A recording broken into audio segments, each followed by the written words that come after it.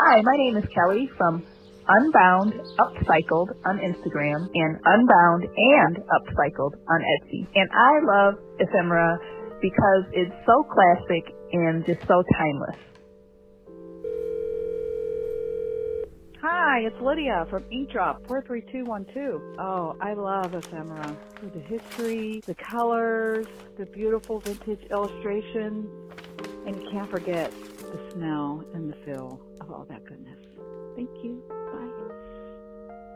Can you still call a junk journal if it doesn't use ephemera? I don't think so, and in fact, I think that ephemera is synonymous with junk. No matter if you go down to your local antique mall and get vintage ephemera, or if you order an ephemera box from a brand online, or save receipts or wine labels from your daily life, or do a combination of all three, ephemera is an essential part of the junk journal. If we recognize that ephemera is core to the junk journal, then we can look to the ways that we use ephemera to create and develop a personal and unique style. My name is Bree from 1134 Press, and this is a new series on the channel where I want to help you develop and understand your personal style of junk journaling. Coming off the heels of the last video where I talked about the different aesthetics within our community, I thought it'd be awesome to kick off this series by talking about ephemera.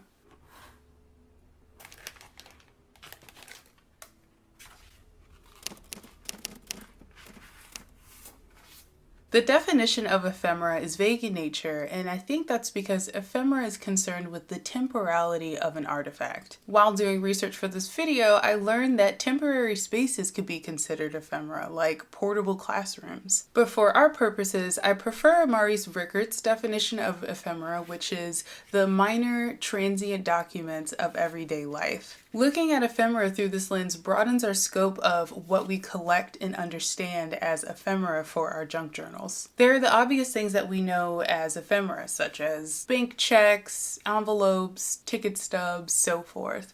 But we also consider lace trim and buttons and dried flowers as ephemera as well. Even those obscure examples of ephemera are in line with our working definition that ephemera are documents of everyday life. Although the vintage items and mass-produced ephemera that we have in our craft stash are not actual documents of our everyday life, we still use them to represent and express how we experience life. This is why there's so much variations in the way junk journals can look, and it's hard to define what a junk journal is, especially if we're comparing it to other styles of creative journaling that also utilizes ephemera. But as it pertains to developing a personal style, what the artist chooses as ephemera greatly impacts the look of their journals. Now that we understand what ephemera is in the context of the junk journal, let's talk about how we use it.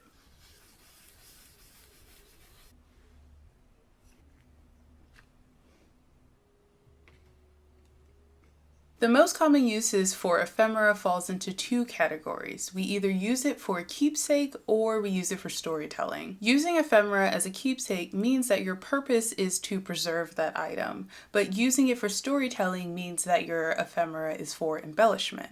Understanding what your purpose is for that ephemera will help guide you make decisions on how to decorate and style your page. If you remember in our aesthetics video, we define style as the way you go about decorating the page. We use minimalist and maximalist approaches as examples.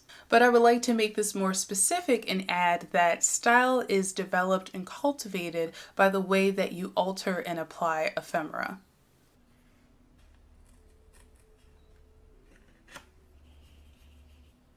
As artists, we're always trying out new techniques and playing with different materials, but even through our experimentations, we can see that there are common ways that we go about altering our ephemera.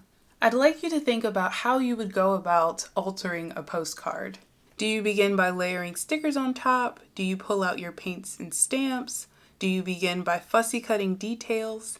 These little choices and the order that you do them creates a texture and style that is unique to you and your process.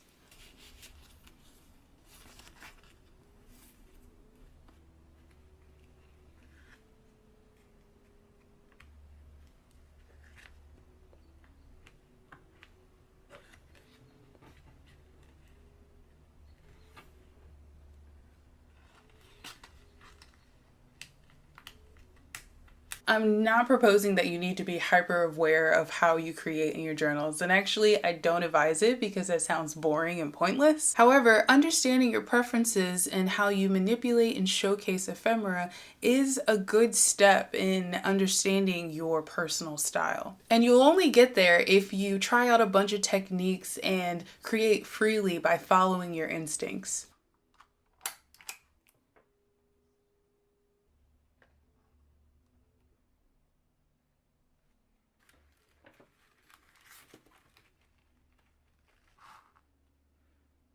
So if you're on a quest to finding your visual voice, considering what kind of ephemera you use and how you use it is a great step in that direction.